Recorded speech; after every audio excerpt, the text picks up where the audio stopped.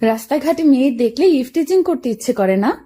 বিশ্বাস করো সুন্দরী, তোমার রাঙা চোখের মায়ায় পড়ে গেছি, তোমার মায়াবী চেহারার প্রেমে পড়ে গেছি। এই শোনো, চ্যানেলটি সাবস্ক্রাইব করে ঘন্টাটি বাজিয়ে দিও কেমন। প্রতিদিন ভালোবাসার নতুন নতুন গল্প পেতে চ্যানেলটি সাবস্ক্রাইব করে পাশে থাকা বেল বাটনে ক্লিক করুন। এই যে সুন্দরী, একা দাঁড়িয়ে আছো কেন? আমার জন্য নাকি? হোয়াট? বিশ্বাস করো সুন্দরী, তোমার রাঙা চোখের মায়ায় পড়ে গেছি, তোমার মায়াবী চেহারার প্রেমে পড়ে গেছি। আপনি কি পাগল? ছিলাম না সুন্দরী, এইমাত্র হলাম তোমাকে দেখার পর। রাস্তাঘাটে মেয়ে দেখলে ইফটিজিং করতে ইচ্ছে করে না? কি করবো বলো সুন্দরী, পুরনো অভ্যাস ছাড়তেই পারি না। তবে বিশ্বাস করো সুন্দরী, তোমার মতো রূপবতী আমার জীবনে যদি আগে দেখতাম, অনেক আগেই প্রেমিক হয়ে যেতাম। প্রেমিক হয়ে যেতেন? সত্যি প্রেমিক হয়ে যেতাম। তো এর আগে কতজনকে দেখে আপনার প্রেমিক হওয়ার ইচ্ছে জেগেছে বলবেন প্লিজ? বিশ্বাস করো সুন্দরী, এর আগে এমন কাউকে দেখে প্রেমিক হতে ইচ্ছা করেনি। মেয়েটি আগ্রহের সাথে কথা বলছে, পতে গেছে মনে হচ্ছে। তাই বুঝি? বিশ্বাস করো, তোমাকে দেখে আমার বুকের মধ্যে হার্টবিট বেড়ে গিয়েছে। হারামি, তোর ঢপ বন্ধ করবি? চল, দেরি হয়ে যাচ্ছে। আমি পিছনে ফিরে শামীমের দিকে রাগী চোখে তাকালাম। আমি আবার মেয়েটির দিকে তাকিয়ে দেখি মেয়েটি মিটমিট করে হাসছে। আসলে বন্ধু তো দুষ্টামি করে, বোঝনি তো। খুবই ভালো মতো বুঝেছি। তবে বিশ্বাস করো, তোমাকে দেখার পর আমার কেন যেন আজ প্রেমিক হতে ইচ্ছে করছে। তাই প্রেমিক হবেন? আচ্ছা বলুন তো, প্রেমিক বলতে আপনি কি বোঝেন? প্রেমিক বলতে কি বুঝি? বলুন। না মানে, বিষয়টা ভাবুক বিষয়, তবে আমার কাছে খুবই ইজি। আমার ভালোবাসা সম্পর্কে অনেক ভালো জ্ঞান আছে। ও মা, তাই? তাহলে বলুন, প্রেমিক প্রেমিকা বলতে আপনি কি বোঝেন? প্রেমিক হলো ছেলেরা, এদের কাজ সুন্দরী মেয়ে পটানো, না পটলে পিছনে লেগে থাকা। কিন্তু আমার আর পিছনে লেগে থাকতে হবে না, কারণ তুমি পটে গেছো। আমার কথা শুনে মেয়েটি সোনালি হাসি দিয়ে উঠল।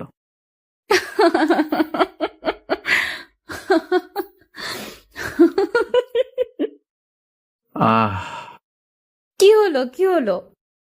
তোমার সোনালি হাসি দেখে বুকের ভেতর কেমন জানি করে উঠল। ও মা, তাই? হ্যাঁ সুন্দরী। মেয়েটি এবার কেমন জানি সিরিয়াস হয়ে বলল। আমাকে যে এসে বিরক্ত করতেছেন, জানেন আমি কে? আমি আপনার কি অবস্থা করতে পারি জানেন? আমার কাছে আপনি হলেন আমার প্রেমিকা, যার প্রেমে একটু আগেই পড়েছি আমি। এর থেকে আর কি চিনবো বলো সুন্দরী? মেয়েটি হঠাৎ তার ব্যাগ থেকে পিস্তল বের করে বলল, এটা কি জানেন? ওমা! আমি অবাক চোখে পিস্তলের দিকে তাকিয়ে থাকলাম। কি ব্যাপার? মা বের হলো কেন মুখ থেকে? সুন্দরী বলবেন না? আপনি আমার ধর্মের বোন, বোন আমাকে মারবেন না। সুন্দরী প্রেমিক থেকে ধর্মের বোন হয়ে গেলাম। আমার ভুল হয়ে গিয়েছে বোন, আর কখনো রাস্তাঘাটে মেয়েদের দেখলে ইফটেজিং করবো না। তার আর সুযোগ পেলে তো এখনই আপনাকে আমি ওপারে পাঠিয়ে দেব। না না, প্লিজ মারবেন না আমাকে। যদি মারেন তাহলে তাহলে কি? আমি পুলিশকে বলে দিব আপনি আমাকে খুন করেছেন। বেঁচে থাকলে তো বলবা চান্দু। আর আমি কে জানো? না, আপনি কে? বাহ, এখন তো চেনো না, তখন কি যেন বললে? ভুল হয়ে গিয়েছে আমার, বলুন প্লিজ আপনি কে? আমি হলাম ডিবি পুলিশ, মলি চৌধুরী মিষ্টি। ম্যাডাম ম্যাডাম, জীবনে আর এমন করব না, মাফ করে দিন প্লিজ। ওকে, ক্ষমা করে দিতে পারি, তবে কথা দিতে হবে আজকের পর থেকে মেয়েদেরকে আর বিরক্ত করা যাবে না। এই জন্মে আর না। ওকে, যান এখান থেকে। আমাকে আর পাইকে সঙ্গে সঙ্গে ওখান থেকে পালালাম। জন্মে শিক্ষা হয়েছে, বড় বাচ্চা বেঁচে গেছি। এরপর আর কখনো মেয়ে দেখলেই কথা বলতে যাব না। এসব বলতে বলতে আমি চলে আসলাম, কিন্তু আমি চলে আসার পর মেয়েটি হাইরে পিস্তল, নকল আর আসল দেখতে দুটোই এক। শতবার আমাকে সেভ করলি ইফটিজার। পিস্তলের দিকে তাকিয়ে এসব বলছিল। মানে পিস্তলটি নকল ছিল। পুরো বলদা হয়ে গেলাম। চাকরি ইন্টারভিউ দিতে বের হয়েছিলাম, রাস্তায় সুন্দরী মেয়েটিকে দেখে কথা বলতে গেলাম। কি হলো তারপর তো সবই দেখলেন। চাকরি চাকরি চাকরি, ভাইরে ভাই, বর্তমান বাংলাদেশে চাকরি খোঁজা মানে প্রশান্ত মহাসাগরে গহীন সোনা খোঁজার মতো। তাই আমি 2 বছর আগে মাস্টার্স পাস করে হাতে সার্টিফিকেট নিয়ে চাকরি খুঁজছি। কিছুদিন আগে একটি চাকরি পরীক্ষা দিয়ে ভাইবা পরীক্ষার জন্য ডাক পেয়েছি। এই নিয়ে কতবার যে ভাইবা পরীক্ষার জন্য ডাক পেয়েছি তা হিসাব করে শেষ করা যাবে না। মানে ভাই, সববারই ভাইবা পরীক্ষায় গিয়ে ফেল করে যাই। ওই একটাই কারণ, ওটি দাও আর চাকরি নাও। পুরো কপাল, ওটি নেই, তাই আমার কপালে চাকরিও নেই। কিন্তু নিরাশার মধ্যেও কিছু আশার আলো দেখার জন্য এখনো চাতক পাখির মতো চাকরি খুঁজে যাচ্ছি। রোজকার মতো আজও ভাইবা দিবার জন্য বের হলাম রুম থেকে। চাকরি হবে না জেনেও একটু আশার আলোর জন্য যাচ্ছি। বাড়ি আমার গ্রামে, ঢাকা এসেছি চাকরি খুঁজে, থাকি মামার বাসায়। মামার টাকাতেই চলছি ঢাকা শহরে। আমি একা চাকরি খুঁজছি না, সাথে বন্ধু শামীমও আছে, দুজনই মামার বাসায় থাকি। যাই হোক, আমি আর ইয়াসিন ভাইবা দেবার জন্য অফিসে গেলাম। প্রথমে ইয়াসিন গেল, তারপর আমি গেলাম। তারা বলল আপনারা যান, আমরা জানাবো। আমাদের বোঝা হয়ে গেল তারা জানাবে আমাদের মরার পর। আমরা অফিস থেকে বের হয়ে আসলাম। বন্ধু, চাকরি তো হবে না। তা শিওর হবে না। চল সিঙ্গারা পুরি খেয়ে বাসার দিকে যাই। চল। আমার ফোনে গ্রাম থেকে ফোন আসলো, মা কল দিয়েছে। শামীম তুই যা, আমি আসছি। ওকে। শামীম যাবার পর আমি কলটা ধরলাম। হ্যালো মা। হ্যালো বাবা, কেমন আছিস তুই? মা ভালো, তোমরা কেমন আছো? হুম, বাবা ভালো। মা খাবার খাইছো? হুম, বাবা খেয়েছিস তুই? মা খাইছি। তো বাবা, তোর চাকরির কি হলো? না মা, হয় নাই। বাবা, তোর বাবা আর পারছে না, তুই কিছু কর বাবা। চাকরি হবে না জেনেও একটু সান্ত্বনার জন্য মাকে বললাম, বাবা দেখবে খুব শীঘ্রই আমার চাকরি হবে। কিছু একটা কর বাবা, তোকে এতদূর অনেক কষ্ট করে তোর বাবা পড়িয়েছে, কিন্তু তোর বাবা আর পেরে ওঠে না বাবা। তুমি চিন্তা করো না মা। বাবা সাবধানে থাকিস, আজ রাখছি। আচ্ছা মা। মা ফোন রাখার পর কি করব বুঝতে পারছি না, কারণ মা চায় চাকরি, কিন্তু মা তো জানে না বর্তমানে টাকা ছাড়া চাকরি হয় না। মেধার কোনো দাম নেই বর্তমান যুগে। চাকরি আমাদের মতো গরিব ঘরের ছেলেদের জন্য না। যাই হোক, সবকিছু মনে চেপে রেখে শামীমের সাথে ফুটপাত দিয়ে হেঁটে হেঁটে বাসার দিকে যেতে লাগলাম। মনে একটাই চিন্তা, চাকরি করতে হবে, কিন্তু কোথায় পাবো চাকরি? চাকরি নামের বস্তুটা কি আমাদের মতো গরিব ঘরের ছেলেদের হাতে ধরা দিবে? যাই হোক, হাঁটতে আর ভালো লাগছিল না, তাই শামীমকে বললাম, বন্ধু এবার একটা রিক্সা ডাক দে, আর হাঁটতে ভালো লাগছে না। আচ্ছা। ইয়াসিন একটি রিক্সা নিল। দুজনে রিক্সা নিয়ে যাচ্ছিলাম, কিন্তু হঠাৎ খুব দ্রুত একটি প্রাইভেট কার আমাদের রিক্সাকে পাশ থেকে ধাক্কা মারে। আমাদের রিক্সাটা উল্টিয়ে যায়। প্রাইভেট কার ধাক্কা মেরে দ্রুত বের হয়ে যায়, আর আমাদের রিক্সা রাস্তায় উল্টে পড়ে যায়। আমাদের তেমন কোনো ক্ষতি হয়নি, এই হাত পা চলে গেছে, কিন্তু আমার বাম হাতে একটু ক্ষত হয়ে ব্লাড পড়ছিল তখন, তাই হাসপাতালে যেতে হলো। হাসপাতালে আমরা ইমার্জেন্সিতে গেলাম, একটি ব্যান্ডেজ করলেই হবে। আমাদেরকে বসতে বললো। তারপর দুজন নার্স আসলো, কিন্তু নার্সগুলোকে দেখে আমরা দুজনই হা করে তাকিয়ে আছি। নার্সের দুজনের মধ্যে একজন সকালের মেয়েটি ছিল, মানে ডিবি পুলিশ। ওই মেয়েটি আমাকে এসে বলল, দেখি কোথায় কাটছে আপনার। আমি তো রাগী চোখে মেয়ের দিকে তাকিয়ে আছি। কি ধাপ্পা বাজছে বাবা, আমাকে পুরো পাগল সাজিয়ে দিয়েছে। তারপর যখন মেয়েটি আমার দিকে তাকালো, আপনি? ডিবি পুলিশ ম্যাডাম, আমি। মেয়েটির সাথে অন্য নার্সটি বলল, কে রে, তোরে ডিপি পুলিশ বলে কেন? চুপ থাক, তোকে সব পরে বলবো। এই বলে মেয়েটি কেটে পড়ছিল। তখন আমি বললাম, এই যে কোথায় যাচ্ছেন ব্যান্ডেজ না করে? এই তো করছি। তারপর মেয়েটি আমার সামনে এসে আমার বাম হাত দেখতে লাগলো। আমি চুপ করেছিলাম। মেয়েটি যথেষ্ট সুন্দরী, তার সৌন্দর্যে মুগ্ধ হয়ে তাকে দেখছি। আমি তখন চুপি চুপি বলে উঠলাম, কি অপরূপ সৌন্দর্য তোমার, তোমার সৌন্দর্যে আমার রাগ মাটি হয়ে গিয়েছে। কথাটি শুনে মেয়েটি আমার দিকে তাকিয়ে রাগী কণ্ঠে চাপা গলায় বলল, এরকম ফালতু লোকের সাথে এরকম দুর্ঘটনা হওয়াই উচিত। রাগলেও কত সুন্দর লাগে দেখতে, ইস। আপনাকে তো আমি। এই বলে মেয়েটি অনেকটা ডেটল তুলায় জমিয়ে আমার কাটা স্থানে চেপে ধরল। উফ, পুড়ছে। ইচ্ছে করে এমনটা করলো নার্স। পুড়ছে আমার, কিন্তু সে ছাড়ছে না। রাগী চোখে তাকিয়ে আছে আর বলল, দেখো কেমন মজাটা। পুড়ছে, ছাড়ুন প্লিজ। নার্সের সাথে ফাজলামি করার মজাটা দেখুন এবার। উফ, ছাড়ুন প্লিজ। চিল্লান কেন? কাটা জায়গায় স্যাভলন না লাগালে হবে না তো? আপনি তো ইচ্ছে করে আমাকে কষ্ট দিচ্ছেন। কে শোনে কার কথা? নার্স আমার কথা না শুনে আমার কাটা স্থানে কষ্ট দিচ্ছিল। অবশেষে যখন ছাড়লো, বাঁচলাম। আমাকে ছাড়ার পরে মেয়েটি আমার সামনে ঝুঁকে বলল, এরপর যদি আর কখনো আমার আশেপাশে দেখি তাহলে এর থেকে বড় কষ্ট দেব। মেয়েটির আঙুল নাড়ালো। মাথার চুলগুলো আমার সামনে লাফালাফি করছিল। সবকিছু মিলে অসম্ভব সুন্দর একটি মুহূর্ত তৈরি হয়ে গিয়েছিল আমার জন্য। তোমার সৌন্দর্য এক নজর দেখার জন্য তোমার পক্ষ থেকে আসা সব কষ্টই আমি সহ্য করে নিতে পারবো সুন্দরী। ধুর! বিরক্ত হয়ে মেয়েটি আমার হাতে ব্যান্ডেজ করতে লাগলো। আমি মিষ্টির দিকে তাকিয়ে বললাম, একবার এই চোখের দিকে তাকাও সুন্দরী। কোনো কথা না বলে রাগী ভাব নিয়ে কাজ করতে লাগলো। সুন্দরী, তোমার নামটা কি জানো? মনে পড়ছে না। মিষ্টি চুপ করে আছে। আমি বললাম, ও হ্যাঁ, মনে পড়েছে, মিষ্টি চৌধুরী। চুপ করবেন আপনি? ওকে, চুপ। তারপর মিষ্টি মেয়েটি রাগী ভাব নিয়ে আমার হাতে ব্যান্ডেজ করলো। ব্যান্ডেজ করা শেষে চলে যাচ্ছিল, তখন আমি বললাম, আয় সুন্দরী, শুনুন। কি আবার? না মানে, কখন কিভাবে ওষুধ খাবো আর ব্যান্ডেজটা কবে খুলবো এগুলো জানার জন্য যদি তোমার নাম্বারটা দিতে। ও হ্যালো, আপনার হাত ভাঙেনি আর অনেক বড় ক্ষতি হয়নি যে ওষুধ খেতে হবে, মানে নাম্বার নিবার ধান্দা নাকি? তাহলে কবে ব্যান্ডেজ খুলতে আপনার কাছে আসবো সেটি তো বলবেন। এই দেখুন, বেশি বাড়াবাড়ি করতেছেন কিন্তু। এই ব্যান্ডেজের জন্য আবার আসবেন মানে? আরে তা না, আমার মা বলেছে কোনো কিছুকে ছোট করে দেখা উচিত না। আপনি আসলেই বেয়াদব।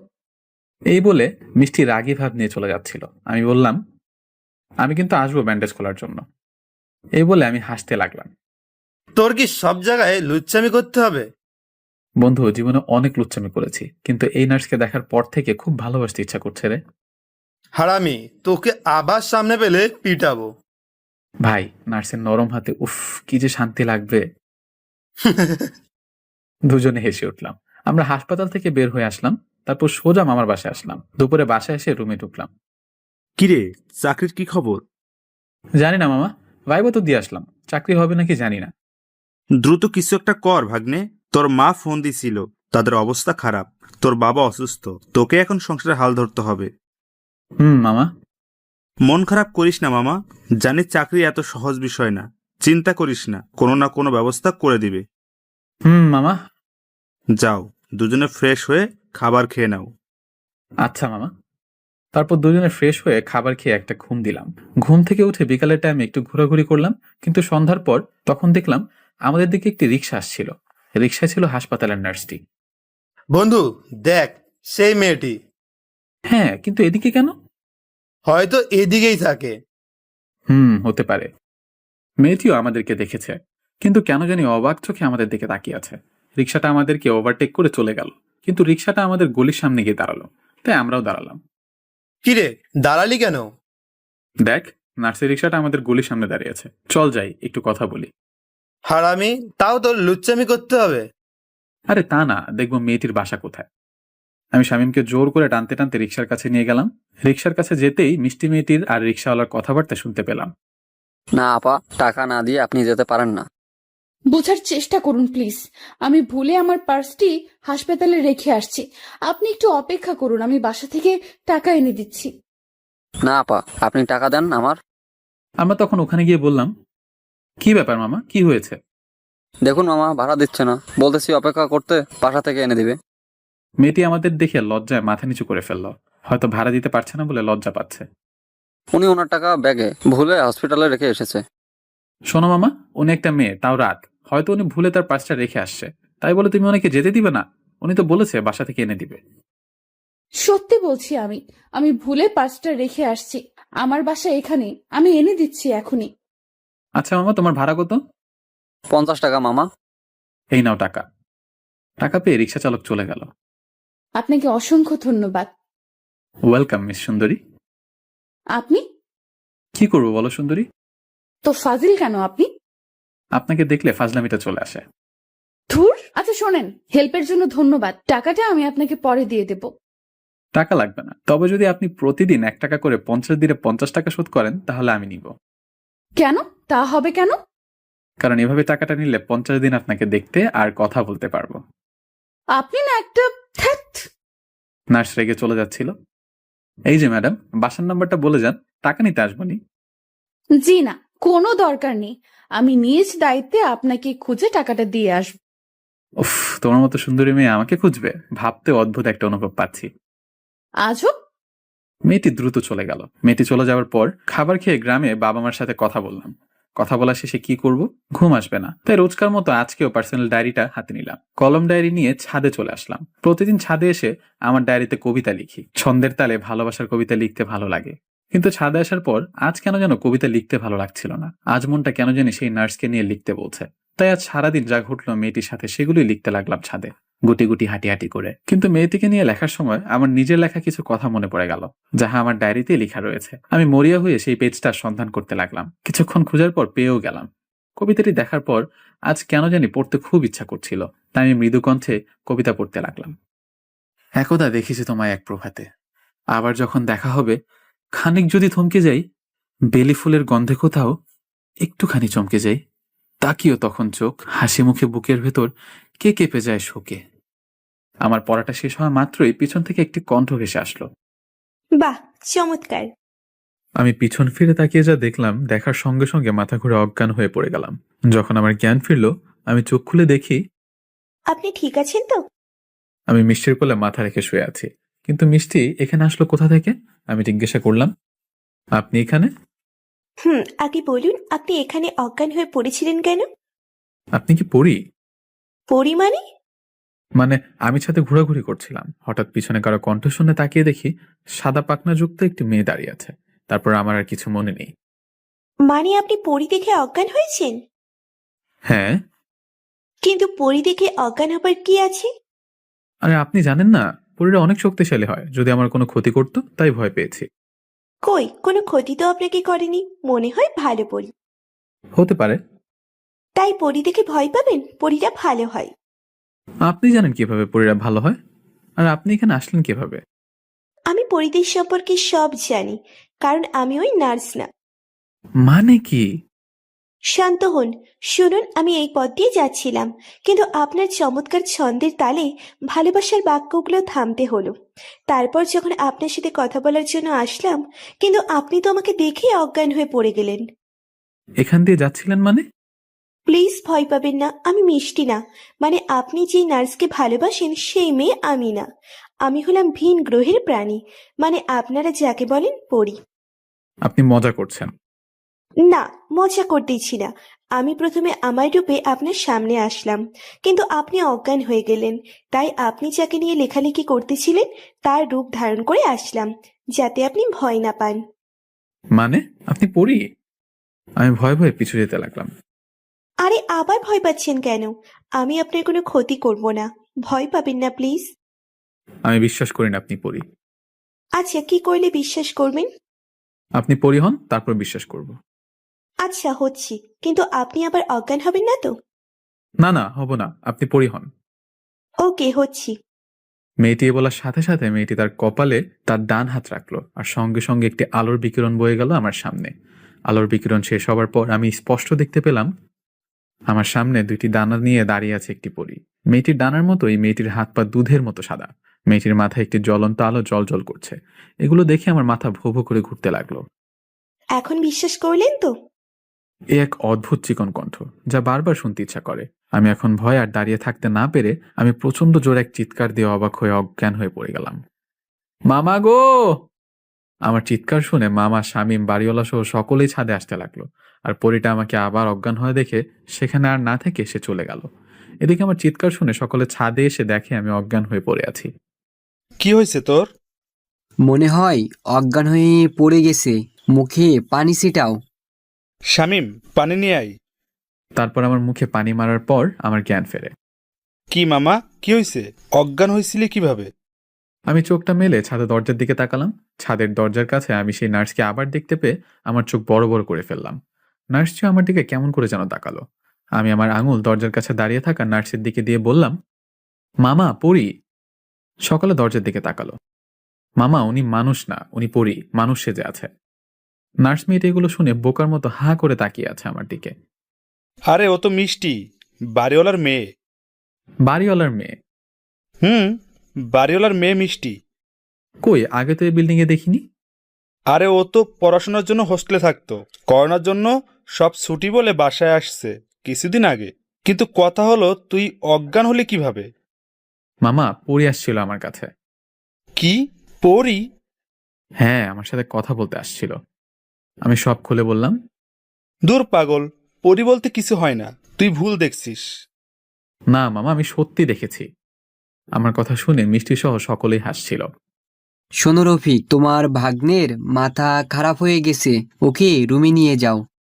বাড়িওয়ালা এই বলে হাসতে হাসতে তার মেয়েকে নিয়ে চলে গেল। তুই রুমে আয়। তারপর আমরা রুমে গেলাম। রুমে যাবার পর আমি সবাইকে বিশ্বাস করাতে চেষ্টা করছিলাম, কিন্তু কেউ বিশ্বাস করছিল না। তাই আমি চুপচাপ খাবার খেয়ে শুয়ে শুয়ে ভাবতে লাগলাম, তাহলে সব আমার মনের ভুল ছিল। এইসব ভাবতে ভাবতে ঘুমিয়ে পড়লাম। সকালে ঘুম থেকে উঠে ছাদে গেলাম দাঁত ব্রাশ করতে করতে। ছাদে গিয়ে দেখি ওই নার্সটি ছাদে ফুলের গাছে পানি দিচ্ছে।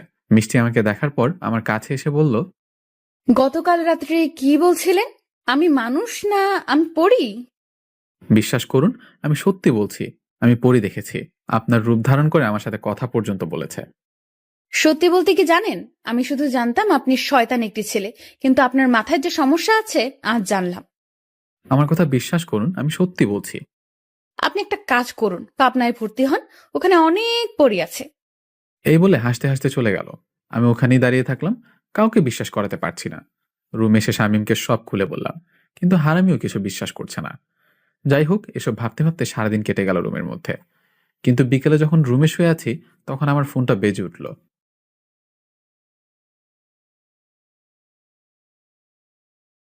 কলটা রিসিভ করলাম। হ্যালো, আসসালামু আলাইকুম। ওয়ালাইকুম আসসালাম। আপনি কি মিস্টার শুভ বলতেছেন? জি, আপনি কে? আমি মুসাফির। আপনি যে অফিসে গত পরশু ভাইবা দিয়ে আসলেন সেই অফিসের কর্মকর্তা। তার মানে কি আমার চাকরিটা হয়ে গেল? জি স্যার, বলুন। আপনার চাকরিটা হয়ে গিয়েছে, আপনাকে অভিনন্দন। আমি খুশিতে দিশেহারা হয়ে, স্যার সত্যি বলছেন স্যার? জি সত্যি। আপনি আগামী শনিবার অফিসে চলে আসবেন। আর আর কি স্যার? আরে বোঝেন না কি বলতে চাচ্ছি? কথাটি শুনে নিমিষে আমার খুশি মাটিতে মিশে গেল। এমনটা কজনের সাথে হয়েছে? গল্প প্রেমিকরা আমাদেরকে জানাতে ভুলবেন না। জি, বুঝে গিয়েছি। কত বলুন? বেশি না, 5 হলেই হয়ে যাবে। আচ্ছা, ভালো থাকবেন। আমি এই বলে কলটা কেটে দিলাম। শালার চাকরির কিছু না বলি, আর ইন্টারভিউই দেব না, চাকরিও করব না। গ্রামে গিয়ে কৃষি কাজ করব। বর্তমানে মেধার কোনো দাম নেই, সব টাকার উপর চলে। সন্ধ্যা প্রায় লেগে গেছে। হাসির আলোর দেখার সাথে সাথে দুঃখের অন্ধকারে সব বিলীন হয়ে গেল। আর মনটা খারাপ ছিল, তাই সন্ধ্যায় চোখ বন্ধ করতেই কখন ঘুমিয়ে পড়েছি জানি না। খাবারের জন্য মামা ডাকেনি, কাল ভয় পেয়েছি বলে। এক ঘুমে রাত 10টা বেজে গিয়েছে, আমার ঘুম ভাঙেনি। কিন্তু আমার ঘুমের মধ্যে আমি দেখতে পেলাম আমার কাছে কালকে সেই পরীটা এসেছে। আমার সামনে এসে হাঁপিয়ে হাঁপিয়ে পরীটা বলছে, শুভ ওঠো, দ্রুত ওঠো। আমি চোখ খোলার চেষ্টা করলাম কিন্তু পারলাম না। আমার মুখ দিয়ে কথাও বের হচ্ছিল না। এদিকে আমার স্বপ্নে আমাকে পরীটা ডেকে যাচ্ছিল। যখন আমি উঠছিলাম না, তখন পরীটা আমার শরীরে স্পর্শ করাতে আমি ঘুম থেকে উঠে সোজা বসে পড়ি, আর চোখ খুলে সামনে তাকিয়ে দেখি কালকের সেই পরী। আমি স্বপ্ন ভেবে চোখে আঙুল দিয়ে ডলছিলাম। স্বপ্ন না শুভ, এটা সত্যি। চলো আমার সাথে দ্রুত চলো। পরীটার কণ্ঠ শুনে আমার পাশে শুয়ে থাকা শামীমকে ডাকতে যাব, তখন পরীটা বলে উঠল, তুমি ছাড়া আমাকে কেউ দেখতে পারবে না। আর আমি তোমার কাছে এসেছি কারণ তোমার ভালোবাসা মিষ্টিকে কিছু বকাটে ছেলেরা প্রাইভেট কারে তুলে নিয়ে যাচ্ছে। মানে? আমি সত্যি বলছি, মিষ্টি হাসপাতাল থেকে আজ একটু দেরিতে বের হয়েছে, আর তাই রাস্তায় কিছু বকাটে ছেলেরা ওকে তুলে নিয়ে গেছে। আপনি মিথ্যা বলছেন আমাকে আপনার সাথে নেবার জন্য। কি প্রমাণ আছে আপনি সত্যি বলছেন? জানি বিশ্বাস করবে না, তাহলে এই দেখো। এই বলে পরীটা তার অলৌকিক শক্তি ব্যবহার করে আমার সামনে দেখাতে লাগলো। আমি দেখলাম নার্সকে কিছু ছেলে গাড়ির মধ্যে জোর করে আটকে রেখেছে, মিষ্টির মুখ ওড়না দিয়ে বাঁধা। আমি তো তোমাকে সেটাই বোঝানোর চেষ্টা করতেছি সেই কখন থেকে। প্লিজ আমাকে ওর কাছে নিয়ে চলেন। আসো। তারপর পরী তার অলৌকিক শক্তি ব্যবহার করে সেখানে নিয়ে গেল। তুমি কিছু একটা করো। যদি আমি কিছু করতে পারতাম তাহলে কি তোমাকে ডাকতাম না? মানে? মানে মানব জাতির উপর আমাদের শক্তি ব্যবহার করা বারণ। যদি করি তাহলে? পরীটা থেমে গেল। তাহলে কি? যদি আমি আমার শক্তি তোমাদের উপর ব্যবহার করি তাহলে আমি সঙ্গে সঙ্গে আমার সব শক্তি হারিয়ে ফেলবো। আমি তোমাদের মতো সাধারণ মানুষ হয়ে যাব। কিন্তু এখন কিভাবে গাড়ি থামাবো? দেখো, ওরা গাড়ির মধ্যে মিষ্টির সাথে নোংরামি করার চেষ্টা করছে। আমি শুধু গাড়িটা থামিয়ে দিতে পারি, এর বেশি কিচ্ছু করতে পারবো না। বাকিটা তোমাকে করতে হবে। তাহলে দ্রুত গাড়িটা থামো প্লিজ, আর আমার হাতে একটি মোটা লাঠি এনে দাও। আচ্ছা। তারপর পরীটা আমাকে একটি লাঠি দিল, আর তার শক্তি ব্যবহার করে গাড়িটা থামিয়ে দিল। গাড়ি একা একাই বন্ধ হয়ে গেল, আর আমাকে গাড়ির সামনে নিয়ে দাঁড় করালো। গাড়িটা বন্ধ হলে গাড়ির মধ্যে থাকা 4টি লোক গাড়ির সামনে আমাকে দেখে তারা মিষ্টিকে গাড়ির মধ্যে রেখে গাড়ি থেকে বের হলো। আমার হাতে লাঠি দেখে তারা খালি হাতে বের হলো না, তাই আমি তাদের সুযোগ দেবার আগে আমি দ্রুত একজনকে মাথায় বাড়ি দিয়ে মাটিতে শুইয়ে দিলাম। তারপর ওপাশ থেকে বাকি দুজন আসার আগেই এ পাশে থাকা আরেকজনকে মাথায় বাড়ি দিয়ে শুইয়ে দিলাম। আর এইদিকে ওই দুজনের মধ্যে একজন পিছন থেকে এসে সোজা আমার মাথায় বাড়ি দিল। সঙ্গে সঙ্গে আমার মাথা ফেটে রক্ত পড়তে লাগলো, কিন্তু আমি মাটিতে পড়ে না গিয়ে শরীরের সর্বশক্তি দিয়ে লোকটির মাথায় বাড়ি দিয়ে মাথা ফাটিয়ে দিলাম। আর আরেকজন তখন এই সুযোগে আমার বাম হাতে একটি বাড়ি দিল। বাড়ি দেওয়ার সাথে সাথে লোকটির হাতের লাঠি ভেঙে 2 ভাগ হয়ে গেল। বাড়ি দেওয়ার পর আমি আমার বাম হাতে কোনো বল পাচ্ছিলাম না, হয়তো বাম হাত ভেঙে গিয়েছে। আমি আমার পাটা ব্যবহার করে শেষ লোকটির মিডলে লাথি দিলাম, আর ডান হাতের লাঠিটা দিয়ে মাথায় বাড়ি দিলাম কয়েকটা। সবগুলো মাটিতে গড়াগড়ি খাচ্ছে, আর আমি মাতালের মতো এদিক থেকে ওদিক যাচ্ছি। মাথা থেকে অনবরত রক্ত পড়ছে, মাথাটা ঝিম ধরে আছে, সবকিছু ঘুরছিল। লোকগুলোকে মাটিতে পড়ে থাকা অবস্থা আমি আরো পেটাতে থাকলাম। সবগুলোকে যখন মাটিতে লেপে দিয়েছি, তখন আমি গাড়ির দরজাটা খুললাম। দরজাটা খুলে আমি ঝাপসা চোখে দেখতে পেলাম মিষ্টি মানে সুন্দরী নার্স অবাক চোখে আমার দিকে তাকিয়ে আছে। আমি মিষ্টিকে গাড়ি থেকে নামালাম। আমি দাঁড়িয়ে থাকতে পারছিলাম না, কারণ প্রচুর রক্ত পড়ছিল, আমার শরীর ঝিম ধরে আসছিল। আমি মাটিতে পড়ে যাওয়ার আগে মিষ্টিকে বাঁধন মুক্ত করলাম। তারপর আমার আর কিছু মনে নেই। তারপর যখন আমার জ্ঞান ফিরল, তখন আমি নিজেকে হাসপাতালের বেডে আবিষ্কার করলাম। আমার পাশে বসেছিল সেই নার্স মানে মিষ্টি। আপনি? আমার মাথায় ব্যান্ডেজ, হাতে ব্যান্ডেজ, বাম হাত কেসে। আপনার জ্ঞান ফিরেছে? আমি আস্তে করে বললাম, হ্যাঁ। আমার জ্ঞান ফেরার কথা শুনে মামা, ইয়াসিন, মিষ্টির বাবা মা ভিতরে আসলো। মামা কেমন লাগতেছে এখন? মামা ভালো। বাবা, তুমি আমার মেয়েকে অনেক বড় বিপদ থেকে বাঁচিয়েছো। তোমাকে যে কি বলে ধন্যবাদ দিব আমি জানি না। আঙ্কেল, এটি আমার কর্তব্য ছিল। তোমরা কেউ ওনার সাথে কথা বললো না, উনি কথা বললে মাথায় সমস্যা হবে। আমি রুমের মধ্যে পরীকে দেখতে পেলাম। আমি ছাড়া তো কেউ দেখতে পাবে না। পরীটা আমার দিকে তাকিয়ে একটি হাসি দিয়ে ফাইন দেখালো হাত দিয়ে। ঠিক বলছো, ওর সাথে কেউ কথা বলো না। তোমরা সকলে বাইরে যাও, ওনাকে রেস্ট নিতে দাও। ওকে। সকালে রুম থেকে বের হলো। তারপর মিষ্টি আমার কাছে এসে বলল, একটু কষ্ট করে উঠে বসতে হবে, একটু ওষুধ খেতে হবে। এত সুন্দর করে কথা এর আগে বলেনি। আমি তো পারবো না উঠতে, বাম হাত ভাঙা। ওকে, আমি উঠিয়ে দিচ্ছি। এ বলে মলি আমাকে ধরে বসালো। নেন, খান। আমি ওষুধটা নিয়ে খেলাম। ওষুধ খাওয়া শেষে মিষ্টি একটি চেয়ার নিয়ে আমার সামনে বসলো আর বলল, আমি কিছু কথা বলবো, সব কথার উত্তর দিবেন, তবে আস্তে আস্তে। তার আগে আমার কিছু কথা আছে। কি কথা? আমি আপনাকে বাংলা সিনেমার নায়কের মতো বাঁচালাম। তোমার তো এখন আমার প্রেমে পড়ে যাবার কথা। তাই? তুমি আমাকে এখন বলবে তোমাকে ভুল বুঝছি, আমাকে ক্ষমা করে দাও, আর আমি তোমাকে ভালোবাসি। না, বলবো না তো। কেন? তুমি কি আমার প্রেমে পড়নি? না তো। পড়ো নাই? না মানে, আপনি কি ভালো হবেন না? হাসপাতালের বেডে শুয়ে আছেন, তাও শয়তানি করতেছেন। কি করব তাহলে?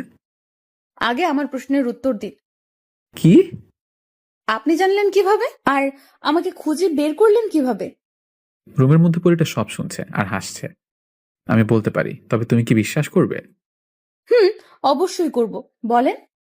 আগে কথা দাও, কথাগুলো কাউকে বলবে না। আচ্ছা, বলবো না, বলেন। তুমি বিপদে আছো, কোথায় আছো, এই সব কিছু আমাকে বলেছে সেই দিন রাত্রে পরিটা। মানে এখনো ফাজলামি? বলেন প্লিজ সত্যিটা। এই তো বিশ্বাস করছেন না। Okay wait. আমি এই বলে পরিটাকে বললাম, পরি তুমি মিষ্টির সামনে এসো তো। কার সাথে কথা বলেন? চুপ করো পরি, আসো প্লিজ। পরিটা না করলেও আমার চাপে আসতে বাধ্য হলো। কি এখন বিশ্বাস হলো? তার মানে সেদিন রাত্রে সব কথা সত্যি ছিল? আপু সত্যি ছিল। কিন্তু আমি তো জানতাম পরি বলতে কিছু নেই। ভুল জানতে, এখন সঠিকটা দেখে জেনে নাও। সেটাই তো দেখছি। তারপর পরিটা হঠাৎ বলে উঠল, তোমরা থাকো, আমাকে যেতে হবে, আমার ডাক পড়েছে। আগামী 1 মাস পৃথিবীতে আসা বারণ আমাদের, তাই আসতে পারবো না। কেন আসতে পারবে না? কারণ আমাদের রাজ্যের রাজার মেয়ের বিবাহ, এই জন্য। আমি আসি, তোমরা দেখে শুনে থেকো, 1 মাস পর দেখা হবে। আচ্ছা, মিস করবো খুব। আমিও অনেক মিস করব। এই বলে পরিটা চলে গেল। কি সুন্দরী, চুপ কেন? আমি সত্যিই অবাক, বাস্তবে পরি আছে জেনে। যাই হোক, এখন সুন্দর করে লাভ ইউ বলে দাও। মানে এটা বলবো কেন? আজব, যদি আমাকে এখন ভালোবাসি না বলো, তাহলে তো পুরো বাংলা সিনেমার কাহিনীকে অবমাননা করা হবে। ধ্যাৎ। বিরক্ত হয়ে মলি রুম থেকে বের হয়ে গেল। আমার আর ভালোবাসি কথাটা শোনা হবে না, গল্পেও না, বাস্তবেও না। যাই হোক, আমার সুস্থ হতে 1 মাস লেগে গেল। মলি আমাকে অনেক সেবা যত্ন করে, কিন্তু ভালোবেসে করছে নাকি নার্সের কর্তব্য থেকে করছে জানি না। তবে এখন আমরা অনেক ক্লোজ হয়ে গিয়েছি। বন্ধুর মতো আচরণ করে মিষ্টি আমার সাথে, কিন্তু আমাকে ভালোবাসে কিনা এটি বলে না। যাই হোক, এভাবে একদিন আমি আর শামীম ঘুরতে বের হয়েছিলাম। তখন আমরা দেখতে পেলাম মিষ্টি একটি ছেলের হোন্ডার পিছনে বসে আছে। মিষ্টি ছেলেটির কাঁধে হাত রেখে কথা বলতে বলতে কোথায় যেন যাচ্ছে। বন্ধু, মিষ্টি মনে হলো। মিষ্টি তো। ছেলেটি কে? জানি না। চল তো দেখি। না থাক, বাদ দে। বাদ দেবো কেন? জানতে হবে না কে? যদি বয়ফ্রেন্ড হয় তাহলে তোকে এতদিনে ঘুরালো কেন? বাদ দে। তুই আয় তো। এই বলে শামীম একটি সিএনজি নিল আর সেই হোন্ডার পিছু নিলাম। প্রথমে তারা একটি পার্কে গেল, সেখানে অনেকক্ষণ গল্প করলো, বাদাম মুড়ি খেলো। তারপর তারা রেস্টুরেন্টে ঢুকলো। বন্ধু, কিছু বুঝতে পারলি? বন্ধু, আমরা অনেক সময় চোখে যা দেখি আর মনে যা ভাবি সেটি সত্য নাও হতে পারে। আমি বুঝলাম না, তুই এখনো শান্ত আছিস কিভাবে? আমার তো রাগে গা জ্বালা দিচ্ছে। শোন বন্ধু, এখানে রাগার মতো কিছু নেই। তুই ভেবে দেখ, মিষ্টি কিন্তু এখন আমাকে বলেনি সে আমাকে ভালোবাসে। আমাদের মধ্যে তেমন কিছুই হয়নি। এখন যদি আমরা জানতে পারি মিষ্টির বয়ফ্রেন্ড আছে, তাহলে আমরা মিষ্টির খারাপ মেয়ে বলতে পারবো না, কারণ সে আমাকে বলেনি যে সে আমাকে ভালোবাসে। তা ঠিক, কিন্তু তোকে যে ভালোবাসতে পারবে না বা ওর বয়ফ্রেন্ড আছে এগুলো তো কিছুই বলেনি। আচ্ছা বাদ দে তো। আমার বুকের ভেতর কেমন যেন করছিল, খুব কষ্ট হচ্ছিল মিষ্টিকে অন্য ছেলের সাথে দেখে। চল আমরা কথা বলি ওদের কাছে গিয়ে। পাগল হয়েছিস তুই? চল বাসায় চল।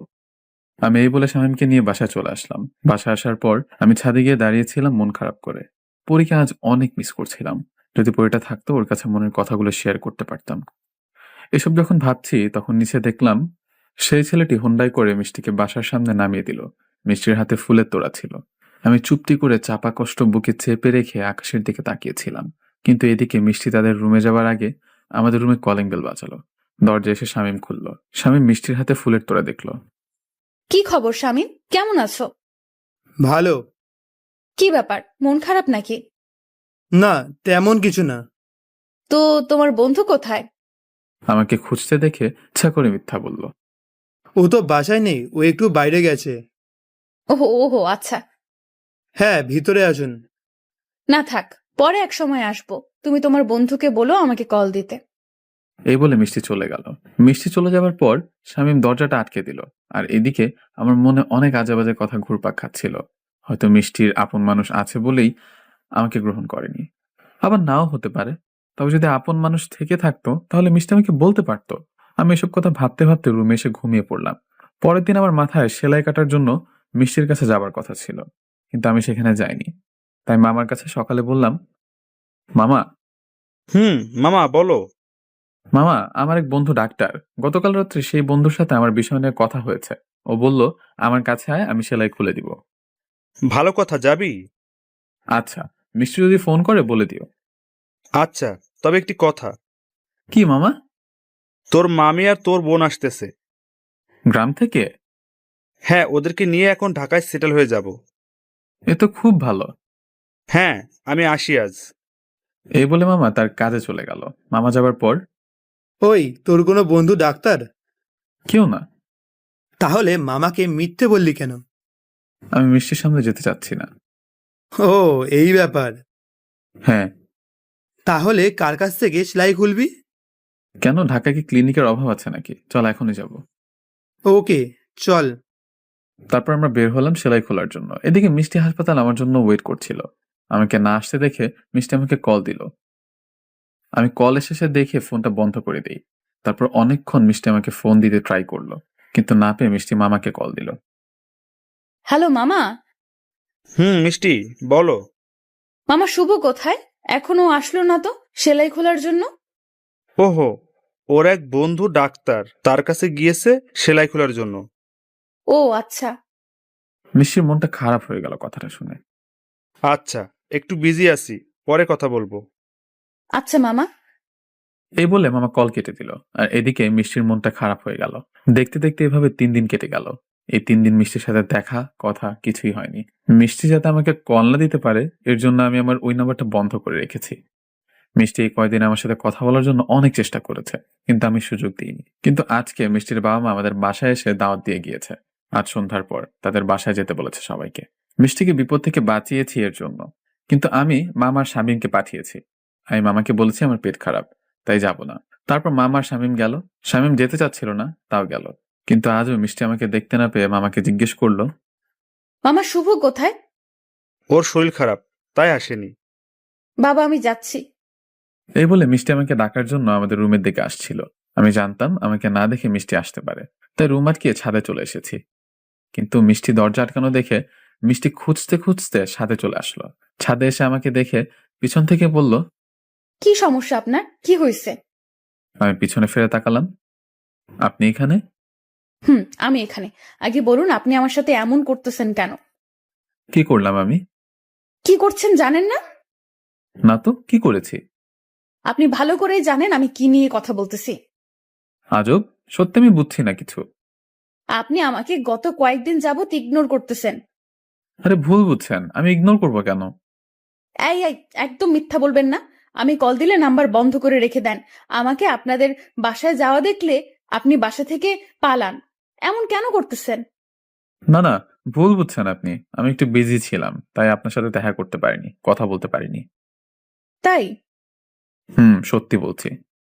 তো কি নিয়ে এত বিজি ছিলেন আপনি? এই একটু কাজ নিয়ে বিজি ছিলাম। তো আপনি এখানে কেন? আমি এখানে কেন? ওহো, বুঝেছি, দাওয়াত দিয়েছেন যায়নি বলে। আসলে আমার শরীরটা ভালো নেই, তাই আর কি যায়নি। আপনি যে মিথ্যাও বলেন জানতাম না। সত্যি আমার শরীর খারাপ, মিথ্যা বলছি না। চুপ করুন, আপনার শরীর খারাপ কিনা দেখতেই পারতেছি। আসলে কোনো কথা শুনবো না আপনার আর। এখনই আপনি আমার সাথে আমাদের বাসায় যাবেন, আসুন। মিষ্টির রাগ দেখে আমি চুপচাপ বললাম, আচ্ছা চলুন। তারপর সোজা মিষ্টিদের বাসায় গেলাম। মিষ্টিদের বাসায় যাওয়ার পর তারপর আমি খাবার টেবিলে বসলাম, আর মিষ্টি আমার কাঁধের কাছে এসে দাঁড়ালো আর ইচ্ছা মতো খাবার প্লেটে দিতে লাগলো। আরে আরে, করছেন কি? আমি এত খেতে পারবো না। তা বললে তো হবে না। আপনার শরীর ভালো করে দিব খাবার খাইয়ে। মানে কি? মানে কিছুই না, সব খাবার খেতে হবে। আমি আর কিছু বললাম না। মিষ্টির রাগ দেখে চুপচাপ খেতে লাগলাম। খাবার খাওয়া শেষে আমরা যখন চলে আসছিলাম, তখন মিষ্টির সুযোগ বুঝে আমার কানের কাছে এসে বলল, নাম্বারটা যেন আজ থেকে খোলা পাই, না হলে খবর আছে। আমি কিছুই বললাম না। মিষ্টির দিকে একটু তাকিয়ে বের হয়ে আসলাম। আমার রুমে আসার পর আমি ভাবতে লাগলাম, মিষ্টি এমন করছে কেন? ও তো আমাকে ভালোবাসে না, তাহলে এমন করলো কেন? এসব ভাবতে ভাবতে মিষ্টির বলা কথাটা মনে পড়ে গেল, নাম্বার খোলা না পেলে আমার কপালে শনি আছে। তাই কিছু না ভেবে নাম্বারটা ফোনে ভরে অন করলাম। নাম্বারটা অন করার 1 মিনিটের মধ্যে 50টা SMS আসলো মিষ্টির নাম্বার থেকে। মিস কল অ্যালার্ট সার্ভিস চালু করা ছিল, তাই দেখতে পেলাম মিষ্টি আমাকে মোট 30 বার কল করেছে। আমি তো এগুলো দেখে পুরাই অবাক। মিষ্টি আমাকে কেন এত কল বা SMS দিবে? তাহলে কি মিষ্টিও আমাকে ভালোবাসে? যদি আমাকে ভালোবাসে তাহলে ওই ছেলেটিকে। তাহলে কি আমি মিষ্টিকে ভুল বুঝছি? আমার মাথায় কিছুই ঢুকছে না। আমি মনে মনে ঠিক করলাম, না, বিষয়টা নিয়ে মিষ্টির সাথে কথা বলতে হবে। আমার মন এখন বলছে হয়তো আমি মিষ্টিকে ভুল বুঝছি। এসব ভাবছিলাম বসে বসে, হঠাৎ ফোনটা বেজে উঠল।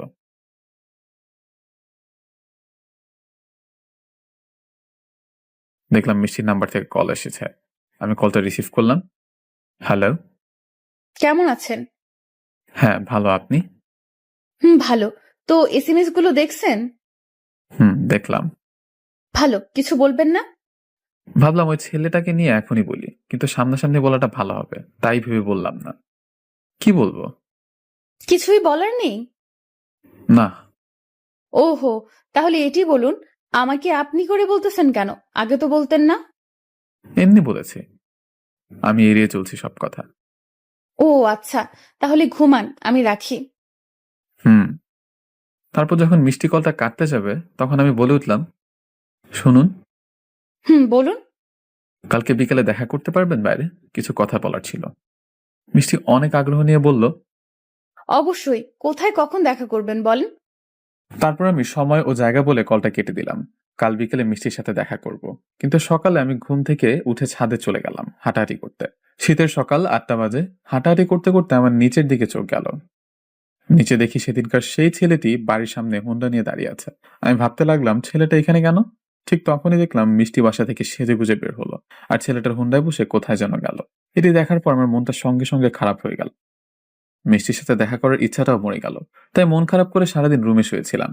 কিন্তু দুপুরে বাসায় মামি আর মামাতো বোন আসলো। মামাতো বোনের নাম সুমি, আর আমি সবসময় আমার সাথে দুষ্টামি করে। আমাকে কিভাবে প্যারায় ফেলবে সেই চিন্তায় থাকে। তাই বাসায় এসেই আমাকে খুঁজতে খুঁজতে আমার রুমে চলে আসলো। ভাইয়া ভাইয়া, আমি চলে আসছি। সুমি ক্লাস 10-এ পড়ে, অনেক ফাজিল।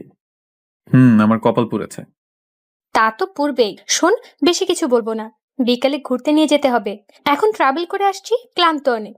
এখন বিশ্রাম নিব, বিকালে ঘুরতে যাব, ঠিক আছে? অনেক ঘন পেঁচাল পারে সুমি, জেনে রাখুন। ওকে নিয়ে যাব? আমি হ্যাঁ বলে দিলাম। না বললে আমাকে কি কি বিপদে ফেলবে কে জানে। এই তো গুড বয়, আমার সোনা ভাই। এই বলে হারামিটা একটি চুন্নি মার্কে হাসি দিয়ে চলে গেল। তারপর আর কি, বিকালে সুমিকে নিয়ে বের হলাম। আর এদিকে মিষ্টি হাসপাতাল থেকে বের হয়ে আমাকে কল দিয়েই যাচ্ছে। আমি ফোন ধরছিলাম না, পাশে সুমি ছিল বলে। যখন ফোনে মিষ্টি আমাকে পেল না, তখন সে রিক্সা করে বাসার দিকে আসছিল। কিন্তু রাস্তায় মিষ্টি আমাকে আর সুমিকে রিক্সায় দেখে অবাক চোখে তাকিয়ে আছে। মামা মামা রিক্সা ঘুরান, আর ওই রিক্সাটাকে ফলো করেন। মিষ্টি সঙ্গে সঙ্গে রিক্সা চালককে রিক্সা ঘুরাতে বলল। তারপর রিক্সা চালক রিক্সা ঘুরিয়ে আমার পিছু আসতে লাগলো। আর সুমিতা আমার সাথে দুষ্টুমি করছিল। এগুলো দেখে মিষ্টি রেগে আগুন হয়ে গেল, তাই বারবার কল দিচ্ছিল। আমি ধরছিলাম না।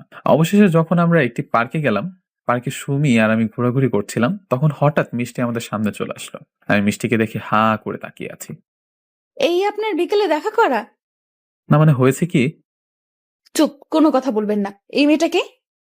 সুমি বুঝতে পারলো আমাদের মধ্যে কি সম্পর্ক, তাই সুমি আমাকে পচানোর জন্য বলল, সোনা, মেয়েটা কে গো? সুমি হঠাৎ আমার বাম হাত জড়িয়ে ধরে ঢং করে কথাটি বলল। এটি দেখে মিষ্টি আরো রেগে গেল। আমি কে? ওই, আপনি বলবেন মেয়েটিকে? আমি কিছু বলার আগেই সুমি বলে উঠল, সোনা, বলে দাও তো, আমি তোমার গার্লফ্রেন্ড। আমি তো আজ শেষ। হোয়াট? গার্লফ্রেন্ড মানে? হ্যাঁ, আমি ওর গার্লফ্রেন্ড। কি গো, তুমি চুপ কেন? কিছু বলো। কি বলবে? বলার মতো কিছু আছে নাকি? যাই হোক, আপনার যে গার্লফ্রেন্ড আছে আমি জানতাম না। আমিও জানতাম না। কি জানতেন না? কিছু না। ভালো থাকবেন, জীবনে দুজনে হাসি খুশি থাকবেন, এই দোয়াই করি। বাই। মিষ্টি কথাগুলো বলে চলে যাচ্ছিল। তখন সুমি পিছন থেকে মিষ্টিকে ডাকতে যাবে, তখন আমি সুমিকে আটকালাম। কি ভাইয়া, আটকাচ্ছ কেন? চলে যাচ্ছে তো। যেতে দে। যেতে দেবো মানে? মেয়েটি যে তোমাকে ভুল বুঝছে, ভুলটা ভাঙাতে হবে না? না, আমি চাই ও আমাকে ভুল বুঝে দূরে চলে যাক। কেন চাও? কারণ ওর বয়ফ্রেন্ড আছে। কি বলো, ওই মেয়ের বয়ফ্রেন্ড আছে? হ্যাঁ আছে। ওর সাথে কোনো কিছু হওয়ার আগে বিষয়টা দেখে ফেলেছি, এতে সবার জন্য ভালো হয়েছে। না ভাইয়া, মেয়েটিকে দেখে মনে হচ্ছে না মেয়েটির বয়ফ্রেন্ড আছে। তুই ছোট মানুষ, তুই কিছু বুঝবি না, চল বাসায় চল। এই বলে সুমিকে নিয়ে বাসায় চলে আসলাম। আসার পথে সুমি বারবার বলছিল মেয়েটি আমাকে সত্যি অনেক ভালোবাসে। আমি ওর কথা শুনে হাসছিলাম শুধু। এইদিকে মিষ্টি মন খারাপ করে সোজা বাসায় চলে আসলো। আমার গার্লফ্রেন্ড আছে এটি শোনার পর মিষ্টি রুমে গিয়ে কান্না করতে লাগলো। আর এদিকে আমরা বাসায় এসে রাত্রে খাবার খেয়ে রুমে শুয়ে পড়লাম। আমার মন একদম মানছিল না, তাই ডায়েরিটা নিয়ে হাঁটতে হাঁটতে ছাদে চলে গেলাম। কিন্তু ছাদে গিয়ে দেখি মিষ্টি আর সুমি সামনাসামনি। এদিকে আমাকে আবার ছাদে দেখে মিষ্টি অবাক হয়ে আমাকে বলল, ও, এই ব্যাপার তো মিস্টার শুভ। এটি তো হোটেল না যে অনৈতিক কর্মকাণ্ড করবেন আপনার গার্লফ্রেন্ডকে নিয়ে এসে। আমি বুঝতে পারলাম মিষ্টি আমাকে কি মিন করে কথাগুলো বলল। কি যাতা বলছেন? যাতা না, ঠিকই বলছি। ছি, আপনি এত খারাপ। আরে আপু, তুমি আমাকে ভুল বুঝতেছো। কিসের ভুল? তোর লজ্জা করতেছে না বিয়ের আগে এসব করতে? তুমি এখনই আমাদের বাসা থেকে বের হয়ে যাবা, না হলে আমি বাবাকে ডাকতে বাধ্য হব। কি আজব। আরে আপু, উত্তেজিত হবেন না। আপনি যেমন ভাবতেছেন তেমন কিছুই না। ও আমার বয়ফ্রেন্ড না, আমার ভাইয়া। মানে? আমি ভাইয়ার মামাতো ছোট বোন, সুমি।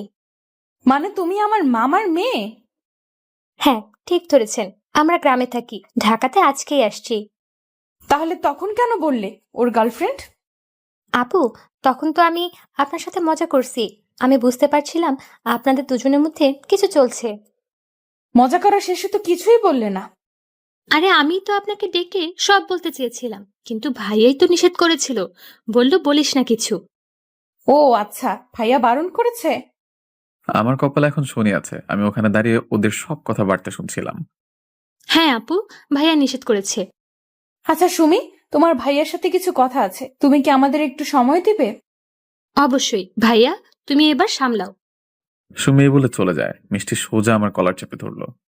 আমাকে কষ্ট দিতে অনেক ভালো লাগে না? কি করছেন? কলার ছাড়ুন প্লিজ। তোমাকে এত সহজে ছাড়তেছি না। আগে বল, তুই আমাকে কষ্ট দিলি কেন? আমাকে এড়িয়ে চলিস কেন? তো কি করব? আপনি তো আমাকে ভালোবাসেন না, আর আমাকে কি আপনি কষ্ট দেননি? কথাটা বলাতে মিষ্টি আমার কলার ছেড়ে দিল। তুমি কি বোঝো না আমি তোমাকে ভালোবাসি নাকি বাসি না? নাকি বোঝো না বোঝার ভান করে থাকো? বুঝে নিতাম যদি বুঝার ইচ্ছাটা মরে না যেত। বোঝার ইচ্ছেটা মরে গেল কেন? কেন তুমি জানো না? বুঝতে পারছো না কি করেছো তুমি? আমি সত্যিই জানি না আমি কি করেছি। বলো আমি কি করেছি। বলতে খারাপ লাগলেও বলছি। আমি সেদিন তোমাকে ওই ছেলেটার সাথে রেস্টুরেন্টে পার্কে হোন্ডায় ঘুরতে দেখেছি। আর ঘোরা শেষে ফুল হাতে করে যে বাসায় আসলে সেটিও দেখেছি। ওয়েট, তুমি হৃদয়ের কথা বলতেছো নাকি? জানি না ছেলেটার নাম কি, তবে সব আমি নিজের চোখে দেখেছি। আর আজও দেখলাম সকালে সেই ছেলেটির সাথেই বাড়ির সামনে থেকে হোন্ডায় করে কোথায় যেন গেলে। আরে ধুর, ও তো আমার খালাতো ভাই হৃদয়। সেদিন ওর সাথে সব জায়গায় গিয়েছিলাম, কারণ ও আমাকে ট্রিট দিল। ট্রিট দিবার কারণ হলো ওকে একটি মেয়ের সাথে রিলেশন করিয়ে দিতে হবে। আর দিন শেষে আমি ফুলগুলো কিনে এনেছিলাম তোমাকে দেব বলে, হৃদয় আমাকে দেয়নি। আর যদি আজকের কথা বলো, আজ ওই মেয়েটির সাথে হৃদয়ের সম্পর্কটা ফাইনাল করে দিলাম। আমি মিষ্টির কথা শুনে হা করে তাকিয়েছি মিষ্টির দিকে। কি হলো, ভুল ভাঙছে নাকি এখনো সন্দেহ আছে? সত্যি তোমার ভাইয়া? আরে বাবা হ্যাঁ। ছি ছি, আমি তোমাকে কত ভুল বুঝলাম। হইছে, এখন আর ছি ছি করতে হবে না। নাও এখন আমাকে প্রপোজ করো। কি প্রপোজ? প্রপোজ করতে বসছি, হা করতেছো কেন? এখনই করব? হ্যাঁ এখনই করবা। হ্যাঁ হ্যাঁ, করছি। হ্যাঁ করো। তারপর আমি মিষ্টির সামনে হাঁটু গেড়ে বসে বললাম, হবে কি তুমি আমার সকালবেলার সূর্যের রশ্মি? হবে কি তুমি আমার শীতের রাতের কাঁথা? হবে কি তুমি আমার 11 সন্তানের মা? আই লাভ ইউ, তোমাকে ভালোবাসি আমি। কুত্তা, এটা কোন ধরনের প্রপোজ? পছন্দ হলে 1 চাপুন, না হলে 2 চাপুন। এক চাপলাম, ভালোবাসি তাই। এই বলে মিষ্টি আমাকে জড়িয়ে ধরলো, আর এইভাবে সম্পর্ক হলো আমাদের। তারপর আমরা অনেকক্ষণ ছাদে গল্প করার পর যার যার রুমে গেলাম। ঘুমটা ভালোই হলো আজ, কিন্তু সকালে আমি আমার বুকে কোনো কিছুর চাপ অনুভব করছিলাম। আমি চোখটা খুলে দেখি আমার বুকটা ফুলে আছে কম্বলের ভিতর। আমি কম্বলটা উঁচু করে দেখি, ও মা গো! আমি কম্বলের নিচে মেয়ের মাথা থেকে লাফ দিয়ে উঠলাম। এখন চুপ চুপ, আমি মিষ্টি। তুমি এখানে কিভাবে? তোমার প্রপোজের কথা মতো তোমার শীতের কাঁথা হতে আসলাম। এ বলে মিষ্টি আমাকে শক্ত করে জড়িয়ে ধরলো। ও মা, তাই? তাহলে চলো প্রপোজ অনুসরণ করে 11 বাচ্চার মা হওয়ার মিশন শুরু করি। যা ফাজিল। কেন, চলো মিশন শুরু করি। না, এই মিশন শুরু হবে বিবাহের পর, বুঝছো? ওকে, তাই হবে। সোনা, এখন বলো তো, কেন তুমি সকাল সকাল লুকিয়ে আমার রুমে আসলে? যদি কেউ দেখে ফেলে তো কি হবে বুঝতে পারছো? কিছুই হবে না, কেউ দেখে ফেলুক, আমি চাচ্ছি, কারণ দেখলে আমাদের দুজনকে বিয়ে দিয়ে দিবে। এই মেয়েরা তো বুদ্ধি কেন, পাগলি একটা। এই শোনো, হ্যাঁ বলো। তুমি সুন্দর করে প্রপোজ করতে পারো, কিন্তু আমার সময়। ও, এই ব্যাপার। তো আমার প্রিয়তমার কি প্রপোজ পছন্দ হয়নি? জানি না আমি। আচ্ছা, আমি এখন আবার প্রপোজ করছি। তুমি চোখ বন্ধ করে আমার বুকে শুয়ে থাকো। আচ্ছা। এই বলে মিষ্টি চোখ বন্ধ করে চুপটি করে আমার বুকে মাথা রেখে শুয়ে থাকলো। আর তখন আমি আবার প্রপোজ করলাম। ভালোবাসা কাকে বলে সেটির সঠিক সংজ্ঞা আমার জানা নেই। শুধু এটা জানি, তোমাকে একটি পলক দেখার জন্য আমার বুকের ভেতরটা হাহাকার করে। তোমাকে দেখলেই, তোমার সাথে কথা বললেই মুহূর্তের মাঝেই কেন জানি আমার হার্টবিটটা বেড়ে যায়। সারাটি ক্ষণ মাথায় শুধু তোমার ভাবনায় ঘুরপাক খায়। আর সবচেয়ে বড় ব্যাপার এটা যে তোমার কথা ভাবতে খুব ভালো লাগে। তোমার কথা ভাবলেই মনের মাঝে অসম্ভব রকম এক ভালো লাগা কাজ করে। আমি জানি না এগুলো কেন হয়, আর এগুলোকেই ভালোবাসা বলে কিনা। যদি এগুলোকেই ভালোবাসা বলা হয়ে থাকে, তাহলে বলতে চাই, হ্যাঁ আমি তোমাকে ভালোবাসি, আমার নিজের থেকেও বেশি ভালোবাসি। আমি জানি না এই কথাটি তোমার হৃদয় স্পর্শ করবে কিনা, কিন্তু এটা জেনে রাখো, এই কথাটি আমার হৃদয় স্পর্শ করেই বের হয়েছে। আমি তোমাকে ভালোবাসি মিষ্টি। আমিও তোমাকে নিজের থেকে বেশি ভালোবাসি। কি প্রপোজ মনের মতো হয়েছে? কিছুটা। তোমার মনের মতো জীবনেও হবে না। আচ্ছা শোনো, একটু পর বাসা থেকে বের হবে, সারা দিন আজ ঘুরবো আর বাইরের খাবার খাবো। কেন, তোমার হাসপাতাল? আমার পাগলের সাথে সময় কাটাবো বলে ছুটি নিয়েছি। তাই? আচ্ছা, আমি রেডি হয়ে বের হচ্ছি। আমি এখন আসি। এই বলে মিষ্টি বুক থেকে উঠে চলে যাচ্ছিল। তখন আমি ওর হাত ধরে টান দিয়ে আবার বুকে আনলাম। আরে আরে, কই যাও? পাপ্পি না দিলে তোমার ঠোঁট মাইন্ড করবে। এই না, একদম আমার ঠোঁট মাইন্ড করবে না। চুপ করো, আমাকে আমার কাজ করতে দাও। এই বলে আমি মিষ্টিকে থামিয়ে আমাদের 4টি পাপড়ি এক করে দিলাম। কিছুক্ষণ পর মিষ্টি নিজেকে আমার হাত থেকে ছাড়িয়ে, থাক ফাজিল। আমি হাসতে হাসতে শুয়ে পড়লাম আর মনে মনে বললাম, দিনটা আজ অনেক সুন্দর যাবে। কিন্তু এদিকে মিষ্টি চলে যাওয়ার সঙ্গে সঙ্গে খাটের নিচ থেকে একটা শব্দ আসলো। কি চুমাচুমি রে? কে? আমি লাফ দিয়ে খাট থেকে নামলাম। শালা বিয়ের আগে এইসব কি শুরু করেছিস? আমার কথা একটু তো ভাব। এমনিতেই আমি সিঙ্গেল, তারপরে যদি তোমাদের এই চুমাচুমি দেখি বুকটা ফেটে যায়। হারামি, তুই নিচে গেলি কখন? আমি তো ওয়াশরুমে ছিলাম, এসে দেখি তোমরা মুভি শুরু করে দিয়েছো, তাই বাধ্য হয়ে নিচে যেতে হয়েছে। আমি শামীমের কথা শুনে হেসে দিলাম, তারপর শামীমের সাথে একটু হাসাহাসি করলাম। যাই হোক, ফ্রেশ হয়ে বাসা থেকে বের হলাম। সারাদিন অনেক ঘুরলাম আমরা। বাসায় আসার সময় রিক্সায় মিষ্টি আমার হাত ধরে কাঁধে মাথা রেখে বলছিল, আচ্ছা, তুমি জব করবে না? তুমি অন্তত কাজের কথা বলে আমাকে লজ্জা দিও না। কিন্তু তোমার তো একটি কাজ করতে হবে, তোমার পরিবার আছে, আর আমিও তোমাকে বেশি দিন দূরে রাখতে চাই না। তুমি পাশে থেকো, চাকরি পেয়ে যাবোই। আমি তোমার পাশে আছি। তারপর আমরা বাসার কাছে চলে আসলে যার যার মতো বাসায় গেলাম, যাতে কেউ না বোঝে। আজ আমি অনেক খুশি। জীবনে একজন গার্লফ্রেন্ড থাকলে কি যে এক অদ্ভুত অনুভূতি অনুভব করা যায়, সেটি বলে আপনাদের বোঝাতে পারবো না। যার গার্লফ্রেন্ড আছে সেই বোঝে। কিন্তু আমরা খুশি, এরই মধ্যে একটি চিন্তার সংবাদ আসলো, যে সংবাদ আমার খুশিকে দমিয়ে রাখলো। আমি তো রুমে এসে খাবার খেয়ে মিষ্টির কলের জন্য অপেক্ষা করছিলাম, আর এদিকে মিষ্টি খাবারের টেবিলে। মিষ্টির বাবার কথায় অবাধ্য হবার কোনোদিন সাহস হয়নি, কিন্তু বাবার এই কথা শুনে মিষ্টি খাবার খাওয়া বন্ধ করে মাথা নিচু করেছিল। মেয়ের চুপ থাকা দেখে বাবা হ্যাঁ মনে করে বলল, মা, তোর সাথে কিছু কথা ছিল। বলো। তুই তো অনেক বড় হয়ে গেছিস, তাই তোর বিয়ের কথা আমরা ভাবতেছি, তুই কি বলিস? মিষ্টি কিছু না বলে মাথা নিচু করে বসেছিল। জসিম সাহেবের ছেলের সাথে তোর বিয়ে ঠিক করেছি। মিষ্টি মাথা নিচু করে বসে আছে। ছেলেটা ইঞ্জিনিয়ার, অনেক টাকা পয়সার মালিক, তুই অনেক সুখী হবি রে মা। মিষ্টি কিছু না বলে শুধু চুপ করে বসেছিল। মিষ্টির বাবা মাই কথা বলছিল এই বিষয় নিয়ে। তারপর খাবারের টেবিল থেকে মিষ্টি উঠে এসে রুমে আসলো। তারপর রুমে দরজা আটকে আমাকে কল দিল। হ্যালো পাগলি, বলো। আমি অপাশ থেকে শুধু মিষ্টির কান্নার শব্দ পেলাম। এই, তোমার কি হয়েছে? আমার সাথে কেন এমনটা হয় বলতে পারো তুমি? প্লিজ কান্না করো না, বলো কি হয়েছে। আমার বিয়ে ঠিক করেছে বাসা থেকে। হোয়াট? কি বলছো তুমি? আমার মাথায় আকাশ ভেঙে পড়লো। আমি সত্যি বলছি, বাবা হঠাৎ করেই আজ বললো আমাকে। এখন কি হবে মিষ্টি? আমি কি তোমার পরিবারের সাথে আমাদের বিষয় নিয়ে কথা বলবো? সেটি করে লাভ হবে না, বাবা ওদেরকে কথা দিয়ে দিয়েছে, আর বাবা একবার কথা দিলে তারপর আর কারো কথা শোনে না। তাহলে এখন কি করবে? আমি তো তোমাকে ছাড়া থাকতে পারবো না। আমি আম্মুর সাথে কথা বলবো তোমাকে নিয়ে। আমি আসবো? না, তুমি এখন ঘুমাও, কাল সকালে কথা বলবো আম্মুর সাথে। ঘুম আসবে না সোনা। আমি রাখছি। এই বলে মিষ্টি কলটা কেটে দিল আর শুয়ে কান্না করতে লাগলো। এদিকে আমার চোখে ঘুম নেই। মিষ্টির কথা ভাবতে ভাবতে রাতটা কেটে গেল। সকালে মিষ্টি বিছানা থেকে উঠে ওর আম্মুর কাছে রান্নাঘরে চলে গেল।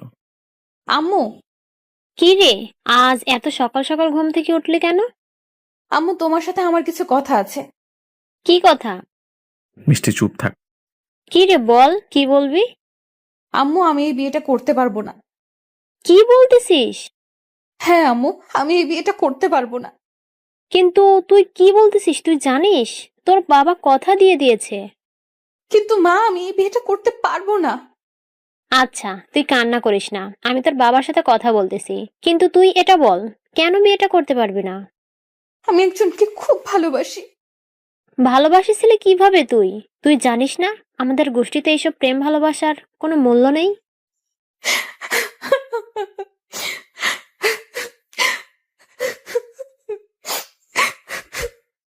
মিষ্টি কিছু না বলে কান্না করতে লাগলো। আমি তোর বাবাকে বলতেছি, দেখি উনি কি বলে। মিষ্টির মা এই বলে মিষ্টির বাবার কাছে গেল, সবকিছু তাকে বলল। মিষ্টির বাবা সবটা শোনার পর মিষ্টি, ওই মিষ্টি। রাগী কণ্ঠে চিৎকার দিয়ে মিষ্টিকে ডাকলো। মিষ্টি বাবার রাগী কণ্ঠ শুনে ভয়ে ভয়ে বাবার রুমের দিকে যেতে লাগলো। রুমে যাবার পর তোর মা যা বললো সব ঠিক সত্য? মিষ্টি কান্না জড়িত কণ্ঠে শুধু তার মাথা নাড়ল। তোর সাহস হলো কিভাবে ওই পাপ কাজ করার? মিষ্টি আবারও কান্না জড়িত কণ্ঠে শুধু তার মাথাই নাড়ল। ছেলেটা কে? মিষ্টি মাথা নিচু করে থাকা অবস্থায় বলল, শুভ। হোয়াট? শুভ? হ্যাঁ আব্বু। কি দেখে ভালোবাসলি বেকার ছেলে? আর ছেলেটাকে ভালো ভেবেছিলাম, কিন্তু তলে তলে এত দূর। ওদের তো আমি এই বাড়ি থেকে বের করে দেব, তোর সাথে বিয়ে দেওয়া তো দূরের কথা। মিষ্টি তখন বুঝতে পারলো বাবা রেগে গিয়ে আমাদেরকে বাসা থেকে বের করে দিবে, তাই কথা ঘুরিয়ে ফেললো। বাবা, আমি শুভকে ভালোবাসি। ও আমাকে ভালোবাসি কিনা জানি না, আমি ওকে কিছুই বলিনি। মিষ্টির কথা শুনে মিষ্টির বাবার রাগ কিছুটা কমলো। ও আচ্ছা, তাহলে শুনে রাখো, ছেলেটাকে ভালোবাসো এটা বলো নাই, আর বলার দরকার নেই। আমি যার সাথে বিয়ে ঠিক করেছি তাকে বিয়ে করবা, এটাই আমার শেষ কথা। মিষ্টি জানে তার বাবা মানবে না আমাকে, তাই সে কান্না করতে করতে সেখান থেকে বের হয়ে গেল। মিষ্টি তার রুমে গিয়ে দরজা বন্ধ করে কান্না করতে করতে আমাকে কল দিল। মিষ্টির কান্নার শব্দ পেলাম। সোনা, কান্না করছো কেন? কি হয়েছে? বাবা রাজি হয়নি, তুমি বেকার বলে বাবা রাজি হলো না। আমি এখন কি করব বলো? চলো আমরা পালিয়ে বিয়ে করি। না, আমি পরিবারের মতের বিরুদ্ধে যেতে পারবো না। আমাদের ভালোবাসা সার্থক হলো না। মিষ্টি, মিষ্টি, কি বলছো এগুলো? আমি বাঁচবো না তোমাকে ছাড়া। প্লিজ আমাকে একা করে দিও না। পাগলামি করো না, আমাকে খারাপ ভেবে ভুলে যেও শোনা। দেখবে আমার থেকে ভালো মেয়ে তোমার জীবনে আসবে। আমার তোমাকেই লাগবে, প্লিজ আমার সাথে থাকো। খুব যত্ন করে রাখবো তোমায়। আমার শেষ একটা রিকোয়েস্ট, তুমি আমাদের ভালোবাসার কথা নিয়ে প্লিজ বাবার কাছে এসো না।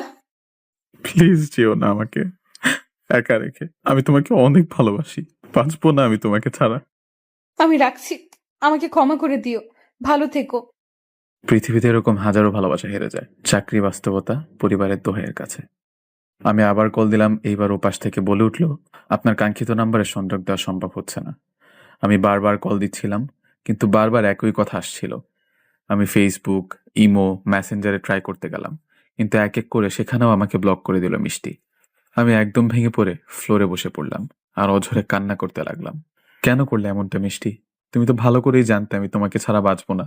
কেন এইভাবে আজ আমাকে একা রেখে চলে গেলে? আমি তোমাকে ছাড়া থাকতে পারবো না। আমি তোমার বাবার কাছে যাব, ওনার পা ধরে তোমাকে ভিক্ষা চাইব। আমি মনে মনে এসব ভাবতে ভাবতে কখন ঘুমিয়ে পড়েছি জানি না। সকালে ঘুম থেকে উঠে কান্না করতে করতে রুম থেকে বের হয়ে গেলাম। কান্না করতে করতে মিষ্টিদের বাসার সামনে গিয়ে বেল বাজালাম। দরজাটা খুলে দিল একটা ইয়াং ছেলে এসে। ছেলেটাকে দেখে আমি যেমন অবাক হলাম, ঠিক ততটাই অবাক হলো ছেলেটি। আমি রুমে প্রবেশ করে দেখি মিষ্টি মাথায় কাপড় দিয়ে সোফায় একটি ছেলের পাশে বসে আছে। এটি দেখে অবাক চোখে আমি তাকিয়ে রইলাম। রুমের মধ্যে আরো অনেকেই ছিল, জানি না কারা এরা। আমার এত কিছু বোঝার সময় ছিল না। আমি সঙ্গে সঙ্গে মিষ্টির বাবার কাছে গিয়ে ওনার পা জড়িয়ে ধরলাম আর বলতে লাগলাম, প্লিজ আঙ্কেল, আমাদের ভালোবাসাকে ভেঙে দিবেন না। আমি মিষ্টিকে অনেক ভালোবাসি, দয়া করে মিষ্টিকে আমার হাতে তুলে দিন। আমার কথা শুনে রুমের মধ্যে থাকা সকলে উঠে দাঁড়ালো। আসলে রুমের মধ্যে অন্যরা ছিল, ছেলে পক্ষের লোকজন। ছেলেটাও ছিল যে মিষ্টির সাথে বসেছিল। আপনারা কি ভাবছেন নাটকের মতো ছেলে পক্ষ এগুলো শুনে বিয়েটা ভেঙে দিবে আর মিষ্টিকে আমার সাথে বিয়ে দিবে? এমন কিছুই না। কারণ মিষ্টির বিয়ে যার সাথে ঠিক হয়েছে ছেলেটি ছাত্রলীগের বড় নেতা। দেখুন কি হয়। আরে ভুল বুঝবেন না, ছেলেটাকে আমরা কেউ চিনি না। আঙ্কেল এগুলো কি বলছেন? আমি আর মিষ্টি দুজন দুজনকে অনেক ভালোবাসি। এই কে তুমি? পা ছাড়ো আমার। আপনারা বিশ্বাস করুন, আমি আর মিষ্টি দুজন দুজনকে অনেক ভালোবাসি। আচ্ছা, আমার মেয়ের মুখ থেকেই শুনুন। বল তুই কে এই ছেলে? চিনিস ছেলেটি যা বলতেছে সব কি সত্যি? মিষ্টি তখন অশ্রু ভেজা চোখে একবার আমার দিকে একবার পরিবারের দিকে তাকাচ্ছিল। মিষ্টি বলে দাও, আমি তোমার ভালোবাসার মানুষ। আমি মনে দৃঢ় বিশ্বাস নিয়ে দাঁড়িয়েছিলাম, কারণ আমি জানতাম মিষ্টি কি বলবে। কি রে বল। বল দ্রুত, তুই ছেলেটাকে চিনিস নাকি? তখন মিষ্টি বলে দিল, না, আমি চিনি না একে। মিষ্টির কথা শুনে অবাক চোখে আমি মিষ্টির দিকে তাকালাম। মিষ্টির কথা শুনে আমার মাথায় আকাশ ভেঙে পড়লো। আমার বুকের ভেতরটা কাঁপতে লাগলো। আমি নিজের কানকে বিশ্বাস করতে পারছিলাম না। আমার চোখ দিয়ে না চাইতে পানি ঝরতে লাগলো। শুনলেন তো আপনারা, আমরা আসলে ছেলেটাকে চিনি না। মিষ্টি, মিষ্টি, কি বললে তুমি এটা? আমাকে চেনো না? এই দেখো আমাকে, আমি শুভ, তোমার শুভ, যাকে তুমি পাগলের মতো ভালোবাসতে, যার হাতে হাত রেখে তুমি বলেছিলে কখনো তোমাকে ছেড়ে যাব না। আমি বলতে বলতে হাঁটু গেড়ে ফ্লোরে বসে পড়লাম। তখন মিষ্টির হবু হাজবেন্ড আমার কলার ধরে উঠিয়ে বলল, আঙ্কেল, এরা সমাজের বসবাসকারী খারাপ মানুষ, যারা অন্যের ভালো দেখতে পারে না, তাই বিয়ে ভাঙতে চলে এসেছে। হ্যাঁ বাবা, তুমি ঠিক বলেছো। এই প্রিয়তমা, তুমি বলে দাও না এদেরকে আমি খারাপ না, আমি তোমার পাগল। মিষ্টি তোকে কি বললো রে? তোকে তো আমরা বলবো, ওকে নিয়ে চল। তারা এসে আমাকে অপরাধীর মতো ধরে রাখলো। আঙ্কেল, আপনি চিন্তা করবেন না, এই ছেলে কখনো আমার আর মিষ্টির বিয়ে আটকাতে পারবে না। আর আমি কালকে বিবাহ করতে চাই মিষ্টিকে। আচ্ছা বাবা, তাই হবে। ওকে, ছেলেটাকে আমরা পুলিশের হাতে তুলে দিবানি। আজ আসে। ছেলেটি এই বলে আমাকে টানতে টানতে রুম থেকে বের করে নিয়ে যাচ্ছিল। তখন আমি মিষ্টির দিকে তাকিয়ে বলতে লাগলাম, প্রিয়তমা, আমি তোমাকে তো অনেক ভালোবেসেছিলাম, তাহলে কেন এভাবে বেইমানি করতে পারলে আমার সাথে? তোমাকে ভালোবাসি, ভালোবাসবো, বেসে যাব। ছেলেগুলো আমাকে টানতে টানতে গাড়িতে উঠালো। আমাকে এভাবে নিতে দেখে মামা মামি শামীম ছুটে আসলো। এইভাবে ওকে কোথায় নিয়ে যাচ্ছেন? পুলিশের কাছে, সেখান থেকে নিয়ে আসেন। ওই চল। তারপর তারা আমাকে গাড়ি করে নিয়ে চলে আসলো, কিন্তু কিছু দূর আসার পর তারা আমার চোখে কালো কাপড় বেঁধে দিল। আমাকে কোথায় যেন নিয়ে আসলো, খুবই নিশ্চুপ জায়গা, তবে আমি বুঝতে পারলাম এটি পুলিশ স্টেশন না। তারা আমাকে গাড়ি থেকে নামিয়ে কোথায় যেন নিয়ে একটি চেয়ারে বেঁধে রাখলো আর বলল, তোর জীবনে এটাই শেষ দিন, থাক এখানে এভাবে, রাতে দেখা হবে। ভারী কণ্ঠে কেউ কথাগুলো বলে আমার মুখে কাপড় বেঁধে দিল, যাতে আমি শব্দ করতে না পারি। আমি মনে মনে হাসতে হাসতে বললাম, তোমরা আমাকে কি মারবে বলো? আমি তো মরেই গিয়েছি, ভেঙে চুরমার হয়ে গিয়েছে আমার জীবন, বেঁচে থাকার ইচ্ছাটাও মরে গিয়েছে ওই কথাটি শুনে। আমি চিনি না, আমি চিনি না। আমি বসে বসে কান্নার সাগরে ভেসে গেলাম। কান্না করতে করতে আমার পুরো শরীরটা ভেসে গিয়েছে, প্রচন্ড পানির পিপাসা লেগেছে আমার। আমি বোবার মতো মুখে কাপড় বাঁধা অবস্থায় আওয়াজ করতে লাগলাম, একটু পানি পাবার আশায়, কিন্তু আহা ও শব্দে কারো কানে গেল না। আমি সেখানে পানি থেকে ওঠা টাঙায় থাকা মাছের মতো ছটফট করতে লাগলাম। আর এইদিকে মামি শামীম অ্যাডভোকেটের সাথে পুলিশের কাছে গেল আমাকে আনার জন্য, কিন্তু সেখানে আমাকে পেল না। দুঃখিত, এই নামের আর এই চেহারার কোনো ছেলে আমাদের এখানে আসে না। কি বলছেন? তাহলে ছেলেগুলো আমার ভাগ্নেকে কোথায় নিয়ে গেল? ছেলেগুলো কারা? চিনি না। তাহলে কেমনে কি? কিন্তু এই ছেলে আমাদের এখানে আসে নাই। তাহলে হয়তো অপহরণকারী অপহরণ করেছে। আপনি প্লিজ কোনো পদক্ষেপ নিন। ওকে, তবে বলুন কোথা থেকে তুলে নিয়েছে? আমাদের বাসার সামনে থেকে। আচ্ছা, আপনারা যান, আমরা খোঁজ লাগাচ্ছি। ছেলেটার ছবি রেখে যান। তারপর মামা মামি শামীম বের হয়ে আসলো, কিন্তু মামা পুলিশের উপর বিশ্বাস না রেখে আমাকে খুঁজতে বের হলো। আর এদিকে মিষ্টি তার রুমে গিয়ে দরজা বন্ধ করে বিছানায় শুয়ে অঝরে কান্না করছে, কারণ সে তার পরিবারের সম্মান রক্ষা করার জন্য আজ তার ভালোবাসাকে অবিশ্বাস করেছে। কিন্তু মিষ্টি চিন্তাও করতে পারছে না কি হবে আমার সাথে। মামা মামি শামীম আমাকে পাগলের মতো খুঁজতে লাগলো। যাই হোক, সারাটা দিন আমি ওরকম ভাবেই বেঁধেছিলাম চেয়ারে।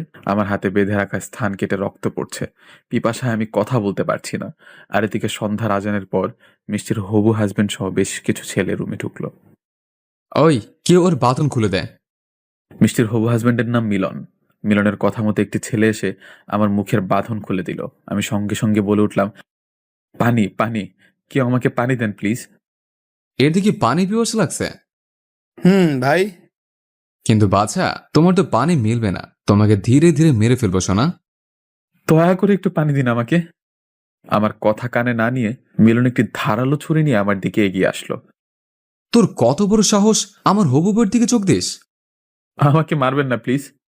আমি এই কথা বলার সঙ্গে সঙ্গে ছুরিটা আমার পেটের মধ্যে সম্পূর্ণটা ঢুকিয়ে দিল।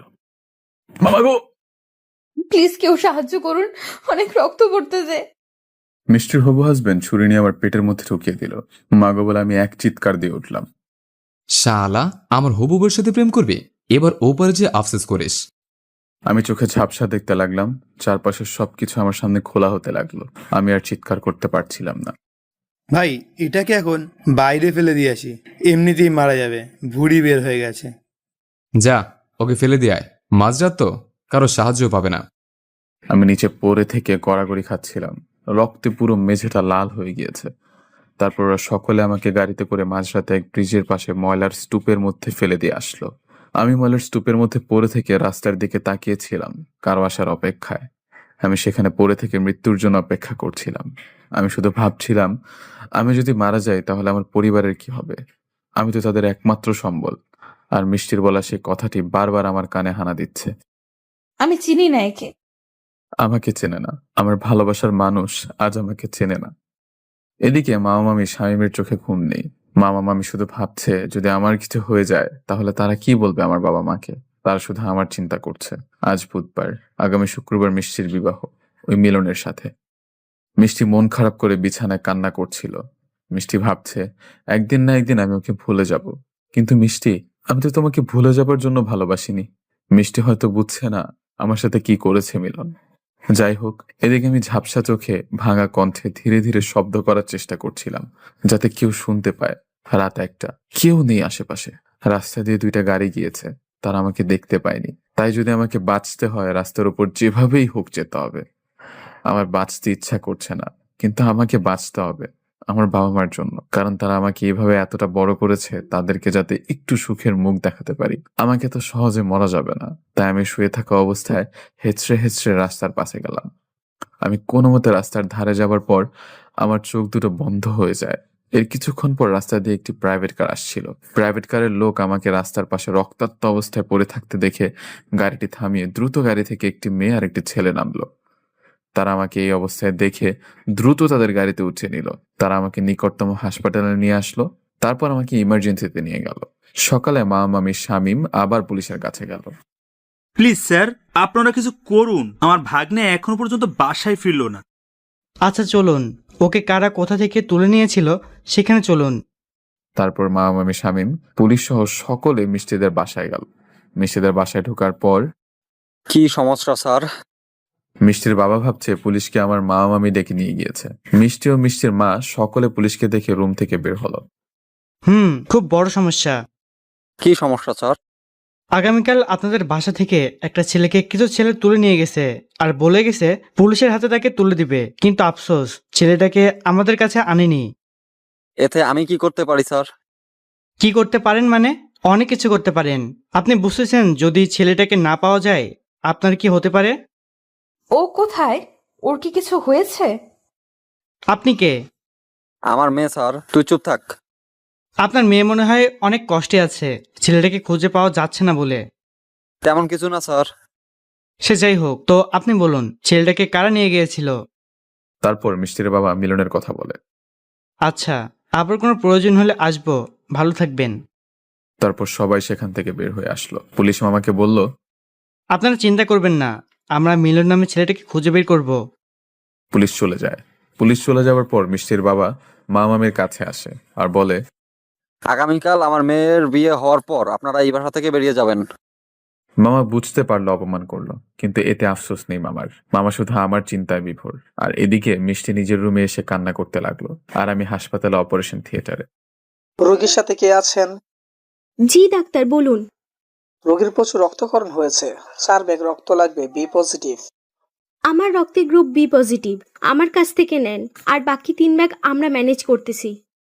ওকে, আসুন।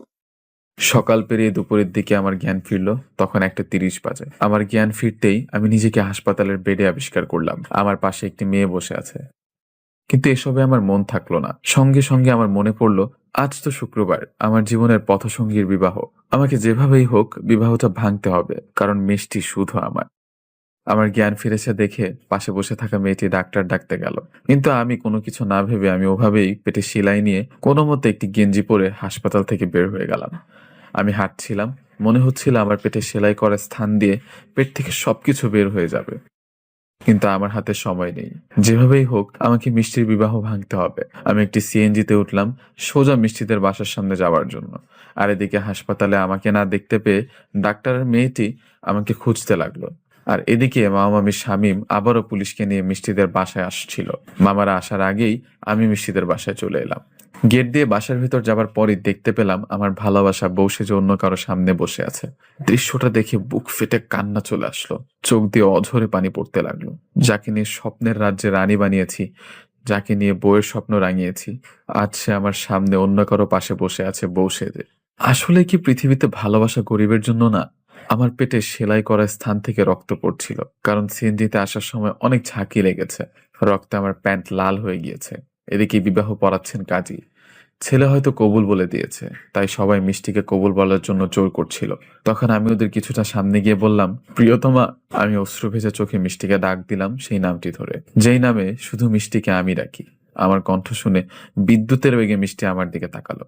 আমাকে দেখার সঙ্গে সঙ্গে সেখান থেকে উঠে আমার কাছে আসছিল, কিন্তু মিষ্টির বাবা মিষ্টির হাত ধরে আটকিয়ে দিল। এই প্রিয়তমা, তোমার জীবন তো এখানে, তুমি কার পাশে বসে আছো? আমাকে দেখে মিলন অবাক। তারপর মিলনের বন্ধু তার হাতে একটি লাঠি নিয়ে আমার কাছে আসতে লাগলো। প্রিয়তমা, আমার চোখের দিকে তাকাও। আমার ডাকে মিষ্টি আমার চোখের দিকে তাকালো। মিষ্টির চোখেও পানি আর আমার চোখেও পানি। মিষ্টি আমার চোখে তাকালে আমি বলে উঠলাম, ভালোবাসি, আমি মিষ্টিকে অনেক ভালোবাসি। এটি বলার সঙ্গে সঙ্গে মিলনের সেই বন্ধু আমার কাটা জায়গায় পেটে খুব জোরে একটি ঘুষি দিল। সঙ্গে সঙ্গে আমার পেটের সেলাই ছিঁড়ে গেল। আমি মাটিতে পড়ে গেলাম। কেউ আমাকে বাঁচাও! চিৎকার দিয়ে মাটিতে পড়ে গেলাম। মিলনের বন্ধু যে আবার আমাকে ঘুষি দিতে যাবে, তখনই পুলিশ সহ মামামি শামীম চলে আসলো। পুলিশকে দেখে মিলনের বন্ধু লাঠি ফেলে দিয়ে পালাতে যাচ্ছিল, সাথে মিলনও বিয়ে ছেড়ে পালাতে যাচ্ছিল, কিন্তু পুলিশ তাদেরকে ধরে ফেলে। আমার পেট থেকে এভাবে রক্ত পড়তে দেখে মিষ্টি ঝাড়ে দিয়ে তার হাত ছুটিয়ে কান্না করতে করতে আমার সামনে আসছিল দৌড়ে।